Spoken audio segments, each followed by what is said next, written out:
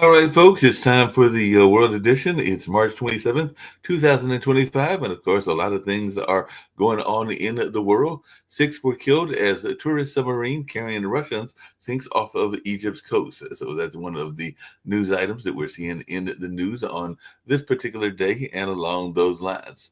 South Korea struggles to contain the wildfires that have killed 27. So, South Korea wildfires killed 27 and threatened to destroy ancient temples.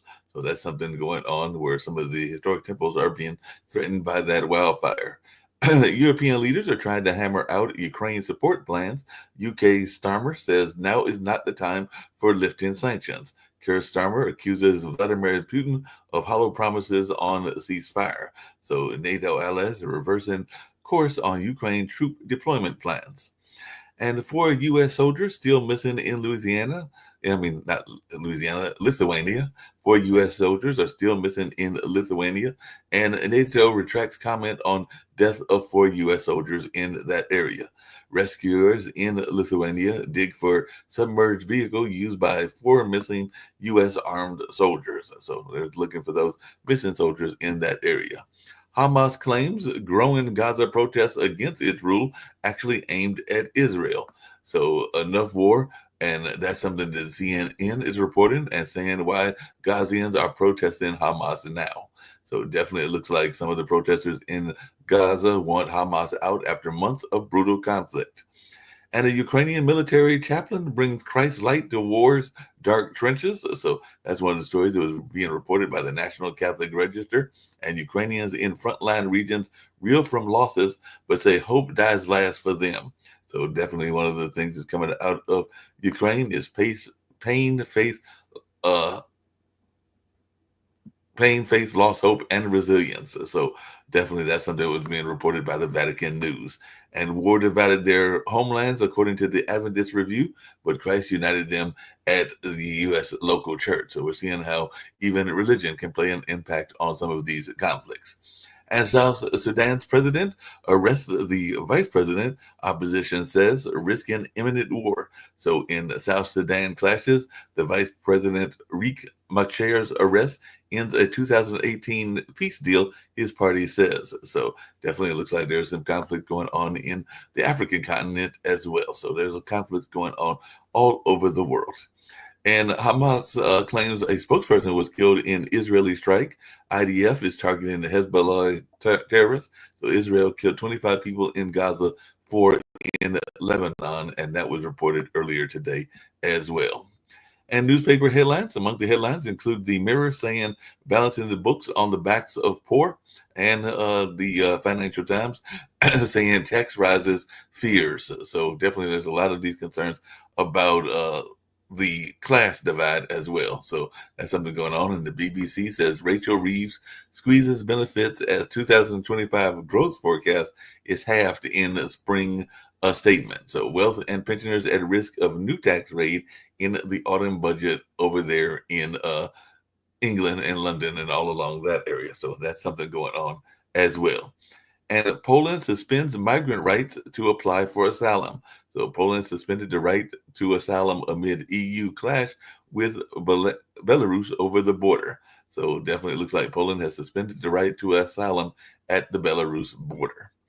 And it was revenge for our movie. That's what an Oscar winner says as soldiers help settlers attack him in the West Bank, according to what he's saying, and all along those lines. So definitely Oscar-winning Palestinian film director was released after being attacked by Israeli settlers and detained. So that's another one of those stories that we've been following as well.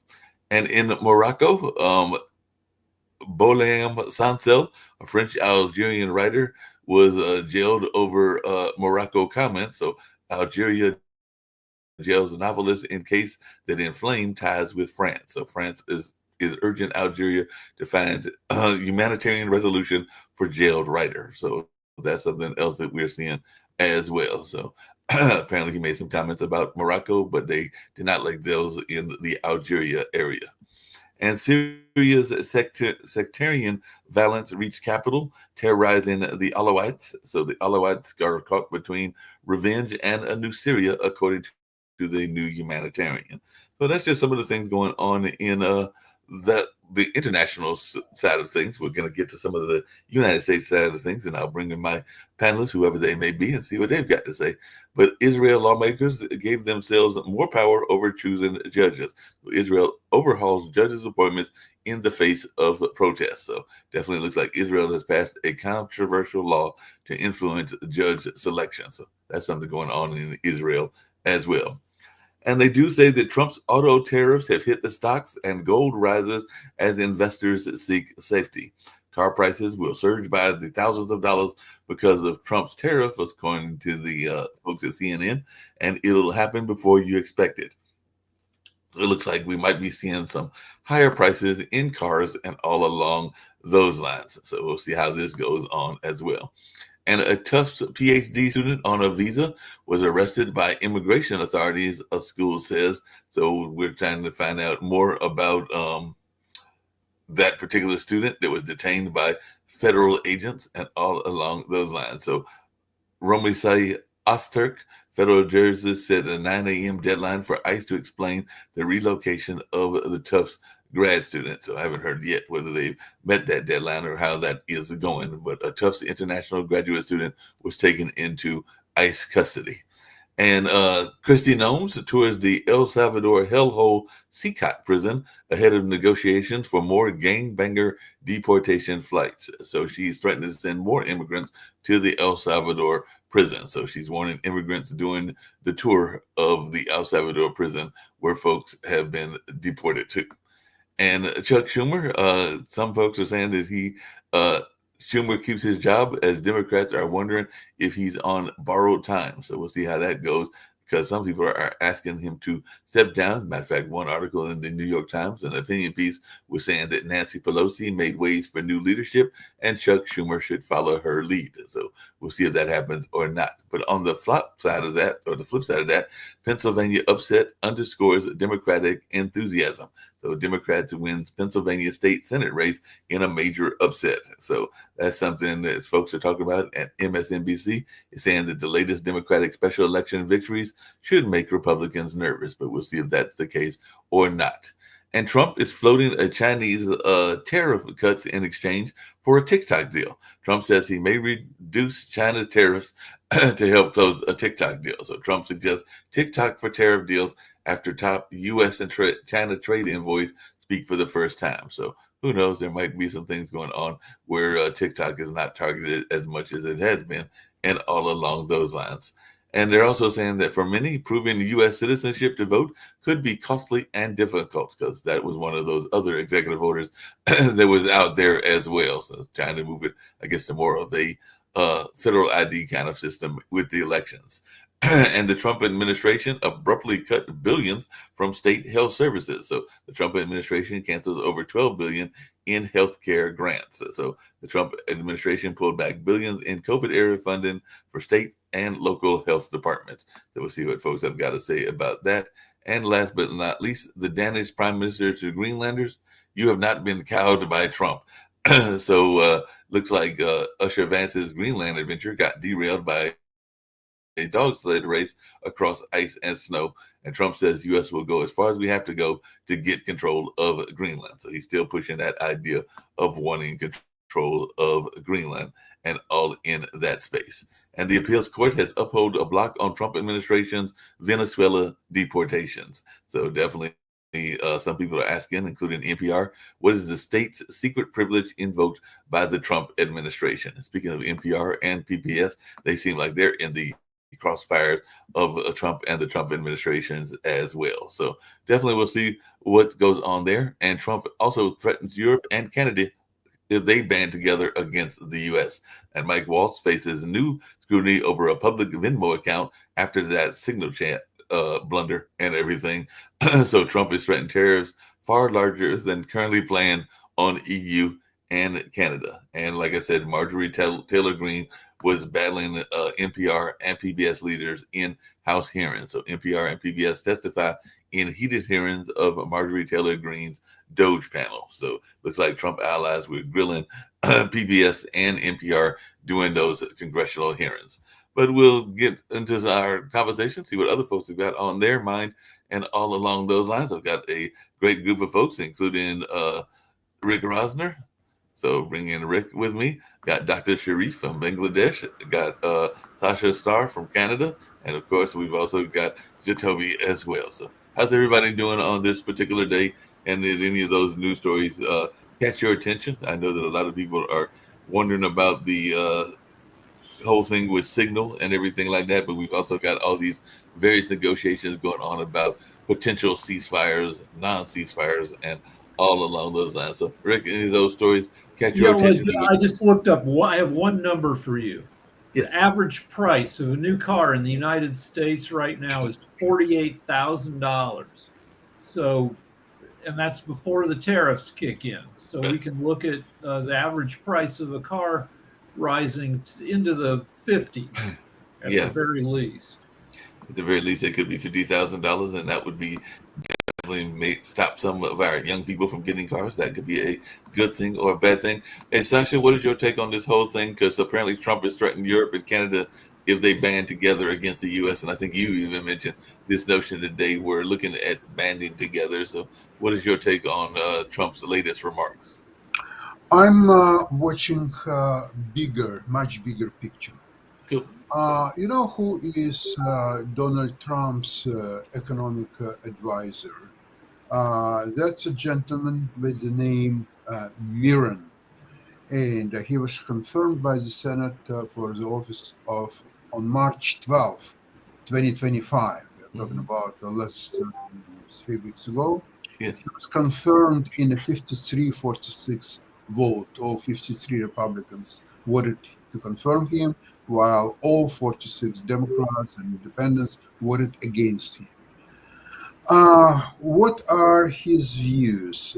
He wrote and published a few papers that I'm studying right now. The sense is that, to make a long story short, the aim is to, uh, it may sound unbelievable, but that's what it is. These tariffs, they are designed as to bring all world, without exception, to the Mar-a-Lago, to Trump, get on their knees and asking for what is it exactly you want from us. Remember the movie Independence Day when Hmm. President asks this creature, what is it exactly you want from us? And this creature replied, to kill you. So that's Right. exactly what is happening here. So those people who will get on their knees, and Trump expects not even more of them, but all of them, they will have to raise up one way or another the value of all their currency. So United States dollar will fall, making United States produce goods competitive again. And then in exchange of that, Trump will offer protection. So Trump will offer protection to all world. This is why he hates Ukraine, who doesn't need Trump's protection, who stands on the way of his friend Putin. So the Europe is still has its independent politics and so on. This Trump must crush it. He must crush Ukraine. He must crush Europe. That's all what he's trying to do now. So then his plan really could be effective and work quite well. Now, who is the benefactor? The benefactors are Trump and his clowns who are ruling US right now. It's all real estate developers. It's high tech uh, criminals, and this are benefactors. Now, who will suffer the most? It's American people. They will not be able to survive this bamboozle. It's not gonna work, and America will become poor again. That's what there is to it. What's your take on that, Sharif? your take on what's going on with America and the EU and all along those lines. Uh, right now, I'm in Bangladesh. It's a very small country, so we do more focus on social entrepreneurship. We have our political agenda because of recently new government comes and the new political reformations, state reformation is happening.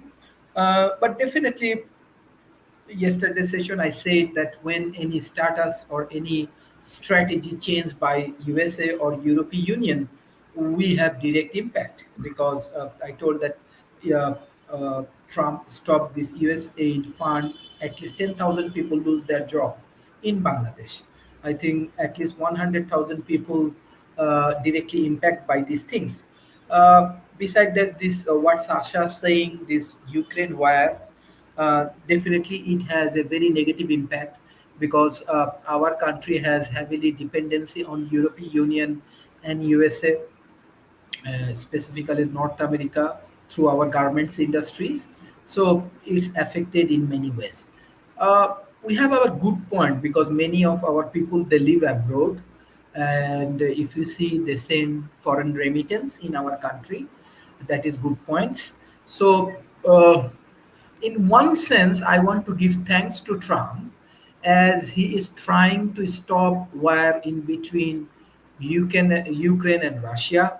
If he can stop war the same way in between Palestine and Israel, that will be helpful for Asia Pacific, also for US economy. So now we live in a global village. Something happened and which is not relevant to our economy. It's affected everywhere. It's same for North American people. It's same for Bangladesh people. That's why I believe in talent economy. I believe in human. We need to more focus on the human development. We need to more focus on social business. We need to more focus on uh, openness. We don't need tariff. We don't need quota. We need to focus on collaborations and partnerships and make meaningful contributions. And I want to give thanks all of my friends from North America and Europe, those who support my countries, my World Talent Economic Forum. So tomorrow I have a very special episode. I born in a very small village. It's called Rajbari, but near this place, Nobel laureate Rabindranath Tagore born. We have many cultural things. It's called Lalon. I think Rick, you are big fan of cultural things or media or this kind of things. So you know that Lalon is one of the philosopher who actually abolished the idea of religious philosophy. He developed a more open society. So it's near my birthplace. So strategically my World Talent Economic Forum helping this Rajbari. It's a very small village, but we have many intellectual activities and cultural activities happening in Rajbari. So tomorrow's sessions, if you have time, I already sent invitation. You can join. I'm sure you will enjoy. And I want to invite you all in Bangladesh. It's a small country. We have good food, good cultures, and good people. Hopefully, you will enjoy Bangladesh. I want to invite you all. Hope we can make it to that particular event and all along those lines. Jacoby, looks like you're walking around somewhere Yeah, in I the city. cannot hear you. I can't hear what you've got going on, but any of your thoughts, if you can get off mute and everything, so what's happening in your world and what's our take on what the Trump administration is doing. First, I want to say I do want to go to Bangladesh. That's one of the places that I've always wanted to go. So I'm gonna have to take you up on that, Doc, because I'm gonna come and visit one of these days. Uh, but in terms of everything that's going on, I think Sasha is partially right. However, the bigger picture that I see, especially since an easy way to steal money is Bitcoin. Hate to say it, but it's an easy way to steal money.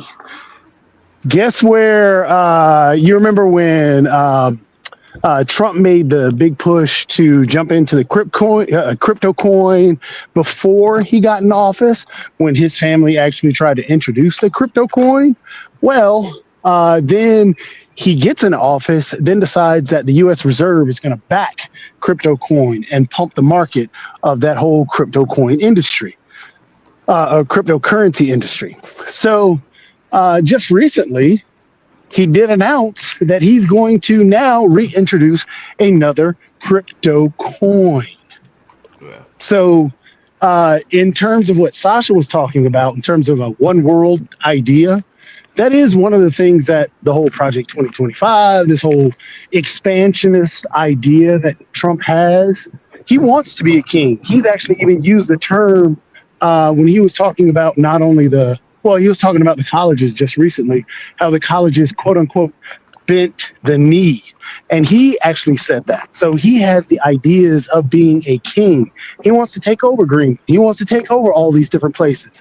They're easy marks, but he can take them over and then say, hey, I've expanded the US. Now everybody can bow down to me. Yeah, that's always been on Trump's mind.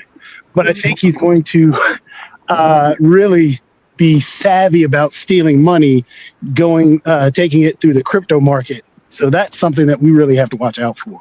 Well, Trump is well versed in the pump and dump, which is and he's got tens of millions of followers who will be suckers at least temporarily. He's got 3 coins going. He's got the Trump coin, he's got the Melania coin, and now his kid is doing a family stable coin. And you get people hyped up, suckers pour into the market, they pump the price. Trump sells his stake, gets his money out times 5, and then the market for the coin collapses. I mean, I'm sure he's done this with his others, when he had a casino stock. And before he went bankrupt, he probably pulled his money out and then let the suckers ride the stock down to 0. Exactly. And if you think about it real quick, though, the idea behind cryptocurrency was to decentralize the whole money and all the other things. Well, he's trying to centralize the money behind whatever he has, or whatever coin he creates. And you're right, Rick. His fans will easily buy into it. They buy into anything he has, from the golden shoes to, we want made in America. When all of his ties, clothes, every product he has comes from another country. Well, let's see what Sasha actually knows stuff about finance. So let's get his opinion. Okay, first of all, I forgot one very important detail of what I said before. The U.S. debt, 37 trillion and counting, that will be replaced by 100 years obligations that all countries holding US debt will exchange their existing debt to 100 years debt, and there will be no interest payable for this 100 years. And this is also a part of protection what US is offering. It's a typical mafioso scenario, when mafia comes to a store owner and says, oh, we are offering you protection. He's asking, what? I don't need any protection. Okay, we'll see about that. So at night, the store is broken and everything is stolen and so on. And they're coming next day and say, so you want to talk more about protection? You need one? Oh, yeah. So what US will then, they will try to do if some countries will not agree to these terms. So US will more likely than not generate some conflicts, wars, etc. and saying, oh, so now you're ready to talk about protection? Okay, let's talk about it. So essentially, US will become a mafia country, and all US, what else is there is, it will be a mafioso state. I don't know if most of Americans want it. Well, speaking of mafia country and everything, I've actually got 2 questions I was going to ask both of you and everything and everybody else on the panel. But what should Chuck Schumer step down? Because that's one of the other things that's coming down, whether we've got this Democratic leadership while Trump is doing what he's doing. And there was folks that are saying Nancy Pelosi step down, Chuck Schumer, you need to step down and maybe make a way for the AOCs and the Bernie Sanders of the world, or that more progressive wing. So what is our take on whether he should be stepping down? I mean, he kept his job for now, but there are some folks that are thinking that he needs to step down and make a way for new leadership. So there are two segments in the Dems right now, two big segments. One segment says we should be as pissed off as possible, as active as possible, as protesting as much as possible to stop some of this. And then the other segment says the Dems don't have the votes, the Dems don't have the popularity to actually do anything right now. Save your energy for the midterms when we can turn it around. And I personally don't know which side is. There's also the idea that if you let Republicans do what they're going to do, which is be idiots and incompetent, they'll bring themselves down. And between the two segments of the Dems, I really don't know who's right, if either. Yeah, that makes sense. I would have to say that honestly, we kind of do know what's right. I'm walking by construction right now. That's why you hear the loud stuff. But there is an actual right answer, which is you've got to go where your base is. You've got to be authentic with your base. And that's what actually made Trump successful at what he did. He never really offered anything, still hasn't offered anything. He's a poor businessman. He's lived on this mythos. But to them, he was authentic. He was real. And he spoke their language. He was able to feel and you had people in rural West Virginia with no money to their name saying, this billionaire speaks for me. He empathizes with me, even though he's a rich dude that received a ton of money when he was a young kid. So that is where the Democrat Party has to go if they want to make any kind of gains back.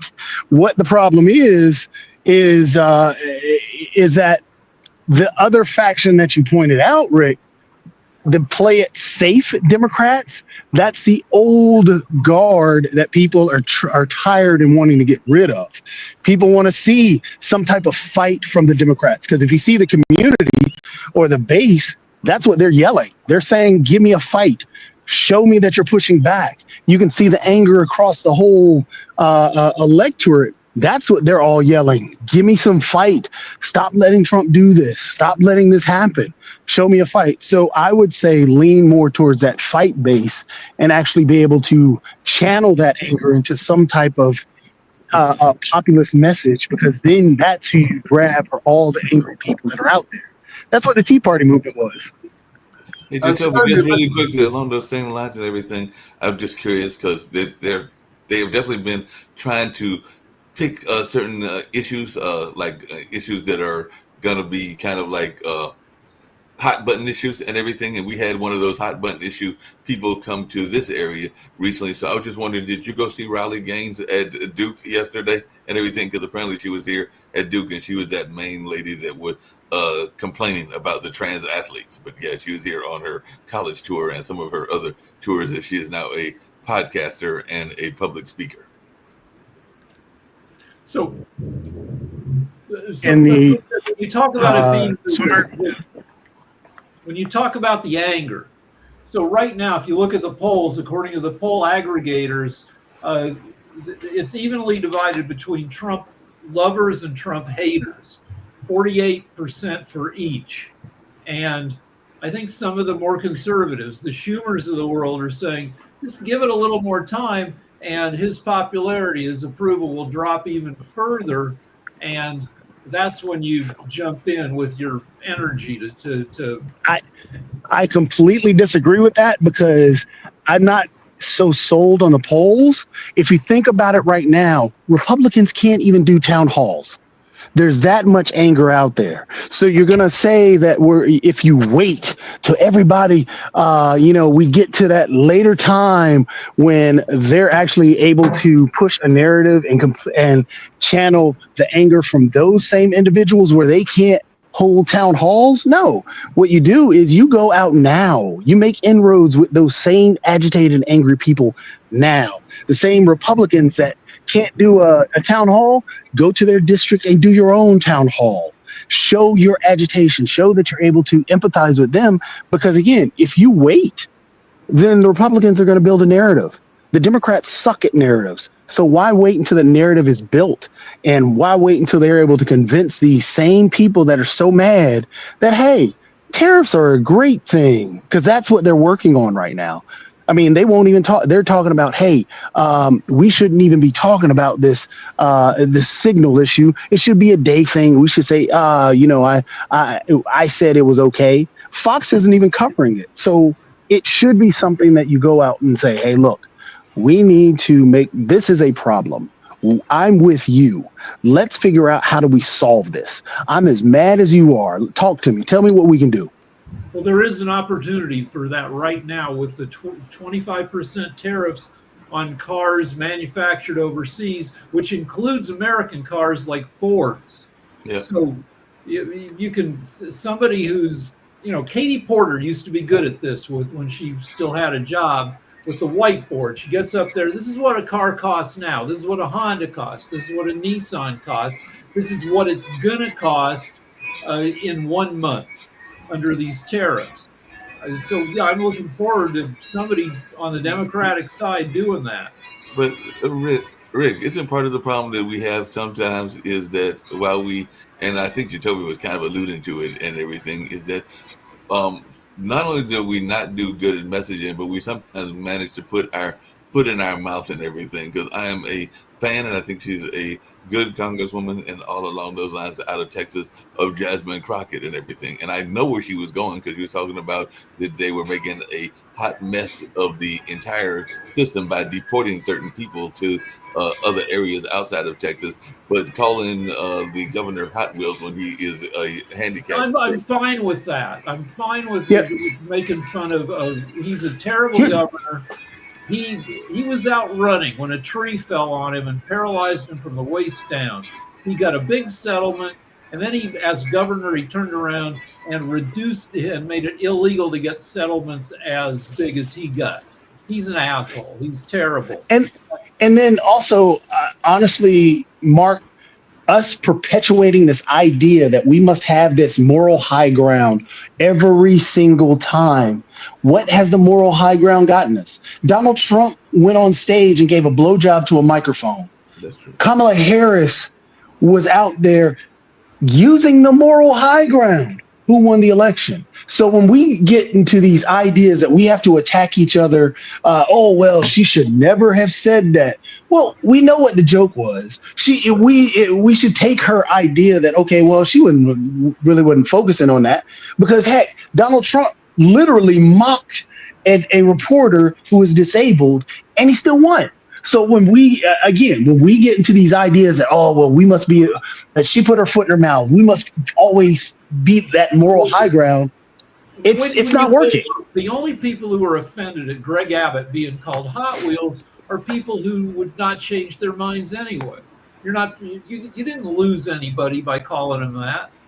Well, that makes sense. But the other thing, and then and check this out. This is the crazy part. And to harken back to one of the shows that we did, we were talking about protests. And we had, and this is one thing that the Republican Party does all the time. And this is why, again, we get into this, one of the biggest reasons why we have a messaging, or that the Democrat Party has a messaging problem, is that, again, fighting this moral high ground. And on top of that, we must attack each other because, hey, I didn't really let it go. So, for example, if you take the protest, quote unquote, protest, you have the January 6th, which really wasn't a protest. It was an insurrection. They really tried to attack the Capitol. And then you take, they try and relate it to Black Lives Matter when what was going on in Minneapolis. And then if you take a look at what just went on when people are upset at Bud Light and what people are upset at Target or Tesla. You've just got to. So not that many people are up for grabs. Most people are on it. This is the sportification of politics, where politics is turned into teams that you cheer for. Yeah, there might be some assholes on your team, but they're still on your team, and you're going to support them. Exactly. It's the problem with the House of Representatives, where 90% of the seats are safe. safely Democrat, safely Republican, and you fight over the remaining 45, 50 seats every election. But the arguing, and the most famous quote in this area is Michelle Obama saying, "When they go low, we go high."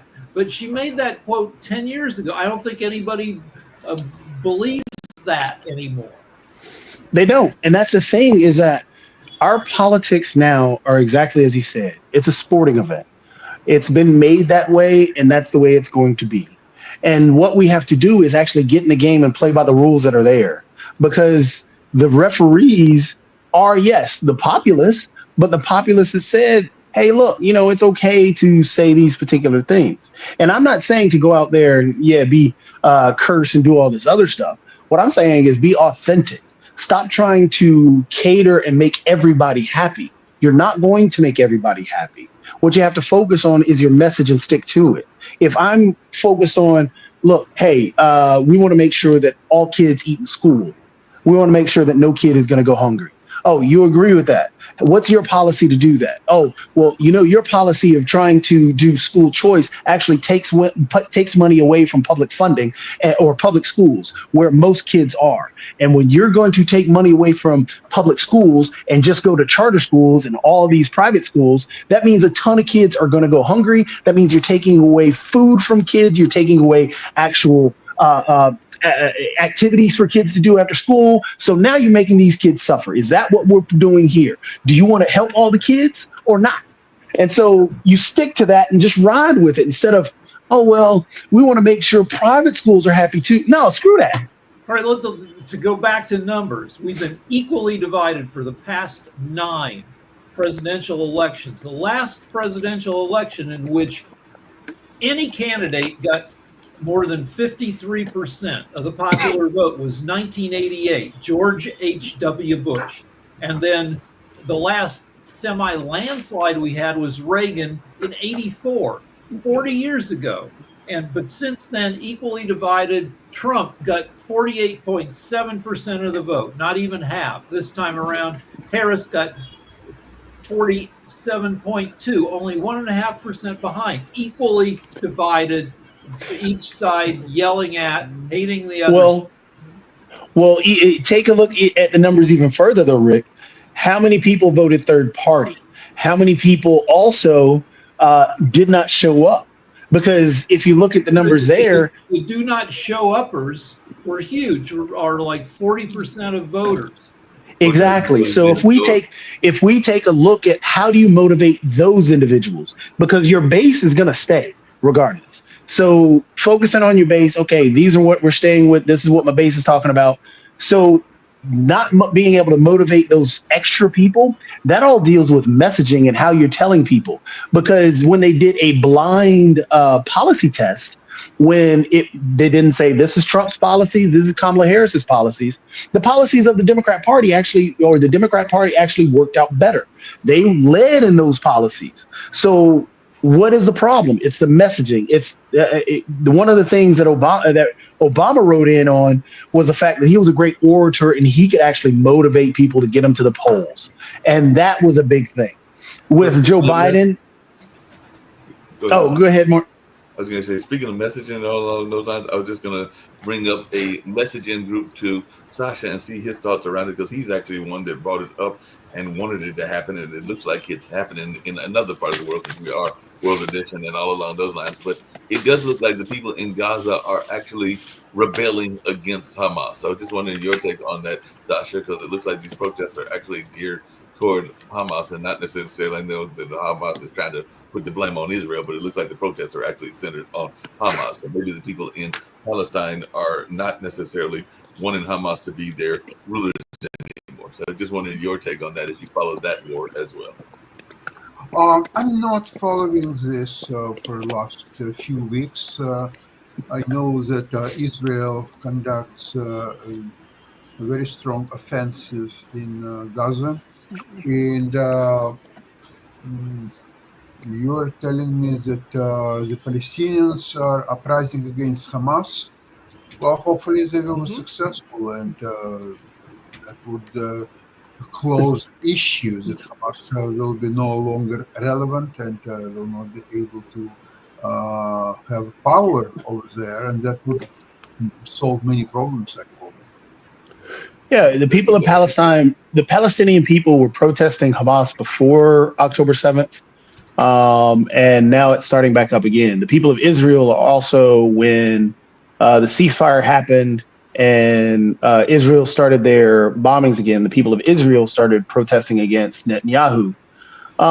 There's a lot of strife, and the sad part is it's not going to get solved.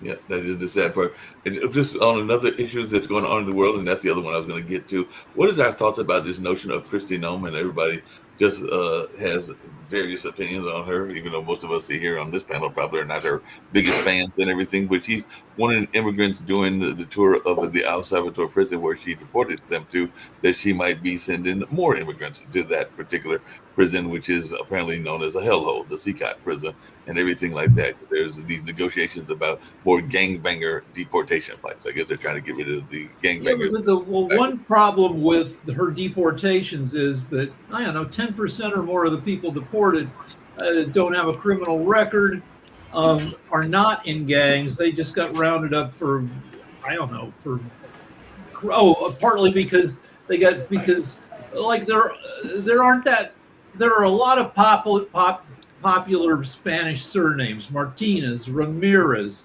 and it's easy to confuse people. And some of the people who are sucked up in these deportations are non-criminals with the same name as somebody who might be in a gang, but they're in that prison just the same, even though they're completely innocent. It's offensive. It's asinine. I guess it's honestly, it's probably borderline, if not criminal, because they're picking up people of color. If you have any, this is why I said before the election, I said after he was elected, and I'll even say it now, if you have melanin in your skin, you have to be worried, because you are a target in this administration. You are not welcome. You are a target. And it's sad to say it that way, but that's what they have proven it to be. Kim actually brought up, I hadn't been able to keep up with it, but then I started looking into it. The matter of fact, the detention centers that are in the U.S. that they're holding, there was one in Miami that that people are starting to look into. There's actually a couple of articles on it where you have feces in the shower. You're sending women into a place of starvation and where men are and everything else. So you don't know any of the sex crimes that are happening there, the abuses that are happening. They're treating them just like animals. Then a lot, the ones that they're sending to El Salvador aren't even from El Salvador. It's criminal, and they're picking people up. Like the young lady they just picked up from the college who was, from Tufts. She had done nothing wrong. The same thing with the kid in Colombia, had done nothing wrong. Hold on, she wrote an op-ed for the school newspaper. But Rick. Now we have to be honest. She wrote an article. That doesn't mean she's done anything wrong. Writing an article isn't doing something wrong. She did nothing wrong.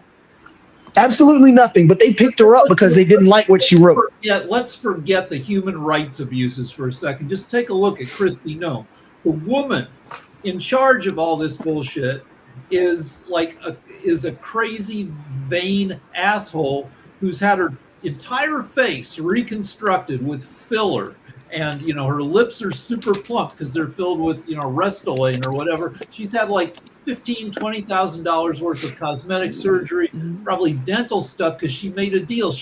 While she was governor, she did an ad for a dentist who'd done work on her. She's the one who murdered a dog because she got displeased with the dog. She's the one who was, as governor, was banned from 1/8 of her state because she had been an asshole to the Native Americans in her state, and they said, "You're no longer welcome on our land." I mean, she's the one who was fucking Corey Lewandowski while married to another guy. I mean, she's an asshole in all ways, and we're expecting any kind of justice from her. No, Well, she's a well, speaking, TWA speaking, boss. speaking of justice, I want to get to Sharif as well, and definitely have another question for Sasha. But Sharif, how concerned are you about security and like security in terms of passwords and stuff like that? Because one of the other articles that I didn't really get to and everything is that apparently the private data of several Trump administration officials, including Pete Hetchis, Mike Waltz, Tulsi Gabbard, and others, has been found online. So they just went and found the passwords, and I guess they can go in there and get their documents if they want to, since they found the passwords and the private data and all along those lines. So, but that's here in our country. How concerned are you in your country about your password security? If you think about third world country or developing nations like Bangladesh or India, uh, even though Malaysia, we are not very much concerned about securities, personal data protections, and all of the information. What I understand, Western world has, Europe has, or North America has. If you see, even though in Bangladesh, uh, we know that data is very important issue for us, but we heavily use social media. We heavily use WhatsApp and all of the things.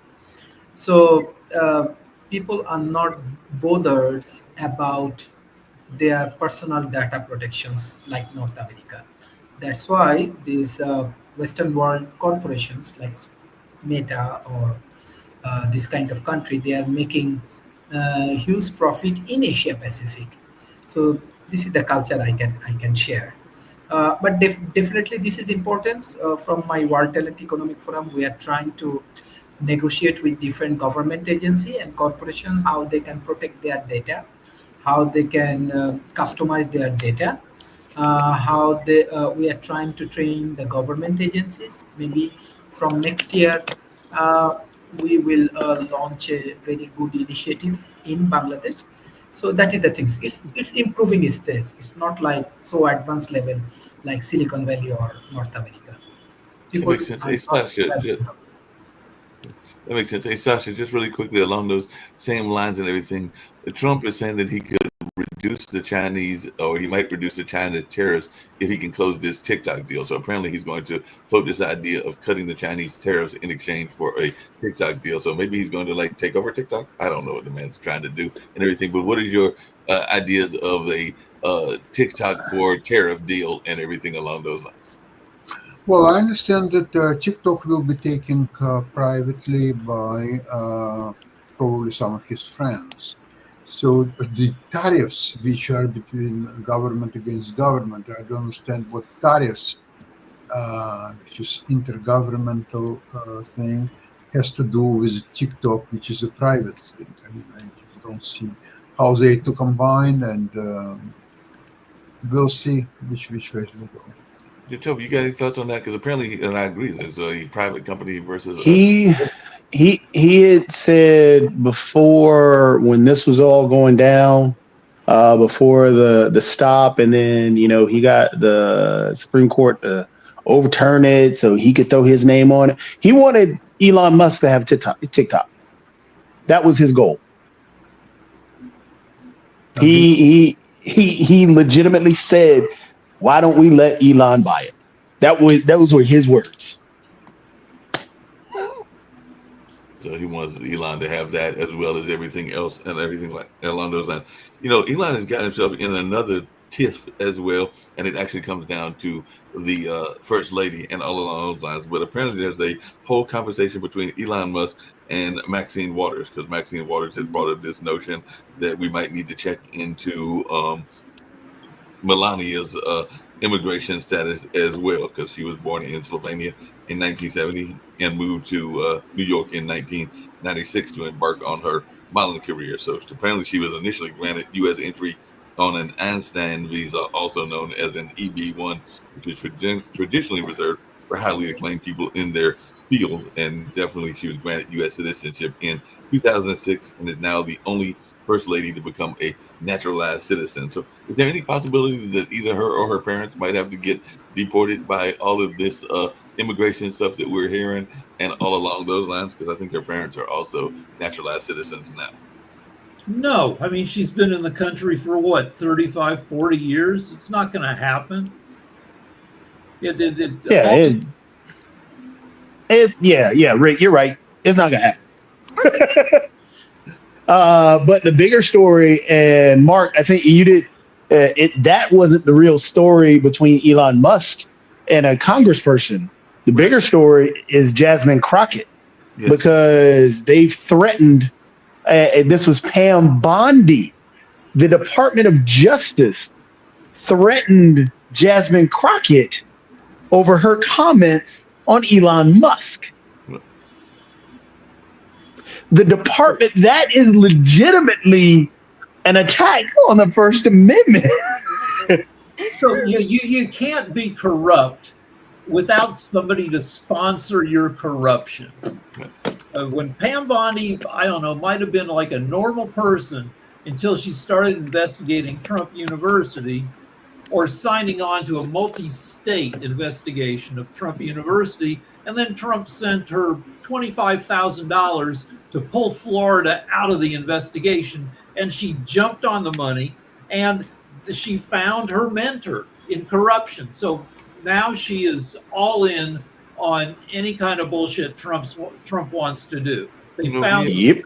Yeah, and we have one of our fellow panelists on this show. They've been on this show a couple of times, not a lot of times, but they have their own show here on Pod TV. They actually worked with Pam Bondi on some housing issues and other issues around Florida, and even they said that they have thought that she has changed significantly from the way that they remember her back in the day and everything like that. So we have Doing Justice Brings Joy, and Stella Adams has actually done some work with Pam Bondi, but even she says this is not the Pam Bondi that she remembers from doing work with her and all along those lines. So it might have been that she has totally changed her viewpoints from the way they used to be and all along those lines.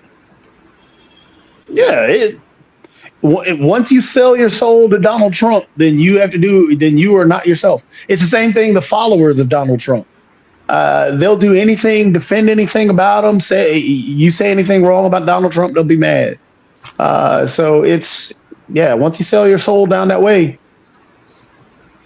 Do you think that we should get involved, and this is for everybody, in other countries? Like we know we've been involved to some degree with financial and with Ukraine, and definitely we've had some things with Israel, but now we've got and it's not the only one, but we've got an African country that is about to possibly go into war as well. So should the U.S. get involved in things like what's going on in South Sudan? Because I mean, they just arrested their vice president and have that conflict. And I think we've got another. I mean, the current political leadership can't be trusted to get in on the right side of anything in the world. And the U.S. has a really mixed record of dealing with other countries, and even when we have good. Let's see what Sasha's holding up here. Yeah. Just to point out, Rick, I wanted to, while we're looking at what Sasha has, just to point out, you can't trust this administration at all on that.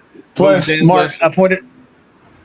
Yes, I've just printed out a user's guide to restructuring the global trading system. It was published by Mary. It's November 2024, and there are almost 50 pages. Actually, I couldn't even print it all. My paper is out, so I have to put more paper. So you cannot discuss U.S. foreign policy, and not only foreign policy, but internal policy, without reading and understanding this document, because that's what Trump is doing. And not only Trump, but all his team, the Elon Musk, and a bunch of other idiots. You have to understand where is it coming from, and the only way to understand it is to read the bloody document. That's the end of story. Yeah, that makes sense and everything, Sasha. It looks like a lot of these countries are playing into the conversation, though, because there are rivals that are going against each other. I mentioned the African country. We're seeing the same thing in Turkey, and now we've got the leaders of Brazil and Japan that are stressing the importance of multilateralism and agree to strengthen their ties. So maybe there is this kind of like new world order that is being created, which you've been talking about for a while, and everything. And there's some of these countries that might be falling in line on which side of the camp that they want to fall into, and all along those lines. So, Well, I don't know if they're falling in line more so than they're making plans. Right. Everybody, and Sasha, correct me if I'm wrong, didn't Canada talk about how they also believe that the U.S. is an untrustworthy partner now? And once it's a drastic change in attitude of Canadians toward the United States, because I remember for years, for dozens of years, U.S. was considering as a best friend and people that you can trust. And all of a sudden, right now, what's happening? It doesn't matter anymore the tariffs or no tariffs, or they will be taken back. It doesn't matter. Canadians are now absolutely against United States. They want even to improve a border to such degree as to have visas for United States people to visit Canada, even for a day, for 10 days, for a month, to have visas issued by Canadian consulates and embassies, and they may reject application, and therefore Americans will not be able to travel and to see Canada. This is a very sad development. By the way, U.S. already started the procedure by asking Canadians. There are a lot of Canadians spending their winters in Florida, for example. So they're now asking that they have to register once a month with U.S. Governmental bodies. So this already creates a lot of inconveniences, and further it could lead to the same thing, that Canadians would need visas to visit the United States. So this is it's already underway both ways. And so, because that is the view of most countries now, or a lot of countries now, especially our allies, that means it's not that they're falling in line. No. We are about to be isolated. The U.S. is about to be isolated due to Trump's actions. And when these countries, such as Germany, pumping in more money into their defense and a whole bunch of other stuff, then you have other countries that are starting to break their connection. I mean, heck, a lot of cars, well, every car, quote unquote, made in the U.S. is made in Canada, Mexico, and assembled in the U.S. Right. If you take that assembly line out, that means those cars can be made in Canada and Mexico, which means they can ship a Ford from Canada to Europe if they want to. I mean, right now, Tesla, everybody jumps on Tesla. Tesla's stock is dropping, but Tesla is no longer the leader in the market. Tesla's BYD is right now dominating China. They're dominating they're starting to dominate the global market, because, correct me if I'm wrong again, Sasha, they just outgained Tesla in terms of their I think it was by $2 billion or something in their sales. It was their sales part of it, where BYD was higher. And very important, they're exceeding Tesla in technology, because right now they have a batteries that you can recharge in 5 minutes, and Tesla you have to spend hours to recharge. And so when here's another thing though. If you think about what we just put tariffs on, cars, saying that, oh well, they must be made in America and all this other stuff. That's what Trump did. That's what Trump's play is, right? Yeah. Now think about it. BYD, what market, the only market are they not in? And remember, they're already dominating the market. So BYD isn't in the US. Who do you think Trump is protecting with these tariffs? Yeah, that's logical. Chinese manufacturers. That's what he's doing. So BYD now is going to dominate the market outside of the US, but as if they hit the US, Tesla is done. Completely done. Yep. Well, on that note, we're going to get on out of here and everything. We'll have world politics coming up at 5 o'clock and all along those lines. And we've got other shows, including Barbara H. Smith show at noon and others. So we'll have some other programming here on the network, including Coco McMillan and her conversation with musicians at 6. But right now, we're going to get on out of here for this particular time. So y'all have a good day, and I'll see y'all later on. Bye-bye.